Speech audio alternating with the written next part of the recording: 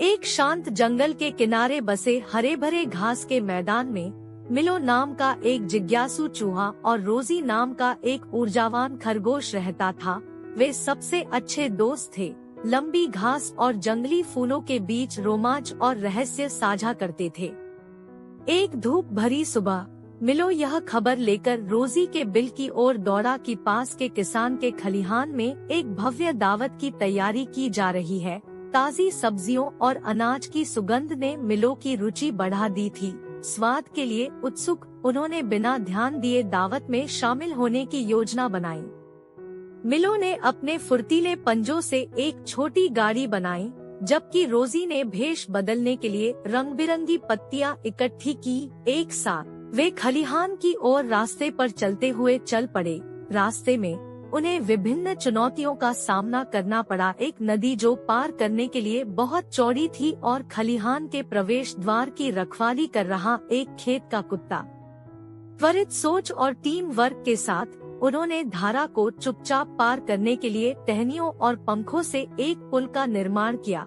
जहां तक कुत्ते की बात है, रोजी की तेज छलांग और मिलो की ध्यान भटकाने वाली कलाबाजी ने उन्हें सोते हुए अभिभावक के पास से फिसलने की अनुमति दी। एक बार अंदर जाने पर वे अपने सामने रखे गए भोज को देखकर आश्चर्यचकित रह गए। जैसे ही उन्होंने मक्के के टुकड़ों का नमूना लिया, गाजरों को कुतरना शुरू किया और पके हुए जामुन की मिठास का स्वाद चखा, उनके अंदर उत्साह उमड़ पड़ा। हालांकि उनकी खुशी अल्पकालिक थी जब शरारती चूहों के एक समूह ने दावत में खलल डाल दिया, जिससे अराजकता फैल गई। अचानक हुए हंगामे से घबराए मिलो और रोजी को एहसास हुआ कि उन्होंने खतरे का जोखिम उठाया है और छिपने के लिए दौड़ पड़े।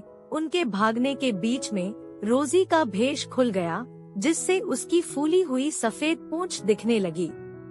किसान के आगमन के निकट आते ही मिलो और रोजी खलिहान से बाहर निकल गए और सुरक्षित घास के मैदान की ओर वापस दौड़ने लगे। जैसे ही उन्होंने अपनी सांसें थमी, उनके बीच हंसी के बुलबुले फूट पड़े, जो उनके साहसिक कार्य को याद कर रहे थे। उस दिन से मिलो और रोजी ने अपने साहसी यादों को संजोया, हमेशा अपनी दोस्ती के सबसे सरल क्षणों में खुशी ढूंढते रहे, यह जानते हुए कि एक साथ मिलकर वे अपने रास्ते में आने वाली किसी भी चुनौती पर विजय पा सकते हैं।